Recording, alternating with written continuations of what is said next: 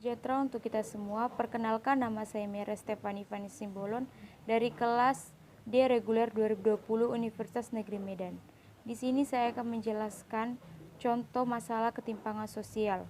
Tugas pengantar ilmu sosial, dosen pengampu Bapak Daniel HP Simanjuntak, Esos MSI. Ketimpangan sosial merupakan keadaan di mana terjadi kesenjangan, ketimpangan, atau ketidaksamaan akses untuk memanfaatkan sumber daya yang ada. Hal ini biasanya disebabkan oleh adanya perbedaan status sosial, ekonomi, maupun budaya. Contoh ketimpangan sosial di sekitar saya adalah perbedaan status sosial masyarakat antara orang kaya dengan orang miskin. Di sini, pendapat orang kaya akan lebih disegani dan dihormati, sementara pendapat orang miskin diabaikan. Dan perlakuan antara orang kaya dan orang miskin sangat terlihat. Pemimpin daerah di sini akan menyegani dan menghormati orang kaya, sedangkan orang miskin seringkali tidak diperlakukan sebaik orang kaya. Faktor yang dapat menyebabkan terjadinya ketimpangan sosial antara lain, pertama, kebijakan pemerintah yang tidak adil.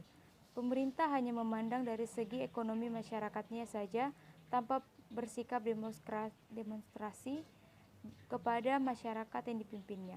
Kedua, tingkat kekayaan. Tingkat kekayaan begitu timpang antara orang kaya dan orang miskin, baik dari segi pendapatan maupun perlakuan dari masyarakat. Khusus segi pengakuan, orang yang meraup pendapatan tinggi akan diperlakukan lebih layak ketimbang orang yang berpendapatan rendah.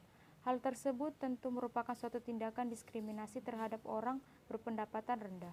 Ketiga, tingkat pendidikan. Biasanya orang yang memiliki pendidikan tinggi akan lebih disegani karena dianggap derajatnya lebih tinggi dari masyarakat yang pendidikannya rendah. Karena dianggap jika seseorang yang berpendidikan tinggi akan sukses dan orang yang tidak berpendidikan tinggi tidak akan sukses. Dampak yang dapat disebabkan oleh ketimpangan sosial tersebut adalah: 1. Menyebabkan terjadinya kecemburuan sosial antar masyarakat yang sewaktu-waktu dapat menyebabkan konflik antara masyarakat. Kedua, tidak terjalinnya sikap kenyamanan dan sikap solidaritas dalam diri masyarakat akibat dari perlakuan pemerintah yang membeda-bedakan masyarakatnya. Hubungan antara masyarakat pun juga akan terganggu. Ketiga, masyarakat yang mengalami ketimpangan akan tidak menghormati dan cenderung membenci pemimpinnya. Hal ini disebabkan oleh rasa sakit hati masyarakat yang mengalami ketimpangan tersebut. 4. Tidak terjalin dengan baik hubungan antara pemerintah dan masyarakat disebabkan oleh perilaku tidak adil pemerintah dengan masyarakat yang dipimpinnya. Masyarakat cenderung akan menghindar dan tidak memperdulikan jika sewaktu pemerintah datang berkunjung. Untuk menghambat dan menangani dampak terjadinya ketimpangan sosial, pemerintah daerah harus bersikap seadil-adilnya kepada semua masyarakat tanpa adanya sikap membeda-bedakan kondisi kehidupan masyarakatnya. Karena jika keadaan ini terus terjadi, maka masyarakat akan merasa cemburu kepada orang yang diperlakukan istimewa tersebut dan akan mengakibatkan konflik terhadap masyarakat.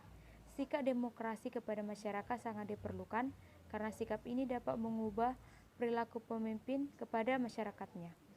Pemimpin seharusnya memandang sama semua masyarakat yang dipimpinnya karena masyarakat yang diabaikan tersebut juga turut mendukungnya agar jadi pemimpin saat ini. Sekian dari penjelasan contoh masalah ketimpangan sosial di sekitar saya. Saya minta maaf apabila ada kesalahan dalam penyampaian dan kekurangan dalam penyajian materi. Semoga video ini dapat bermanfaat untuk kita semua. Terima kasih. Salam sejahtera untuk kita semua.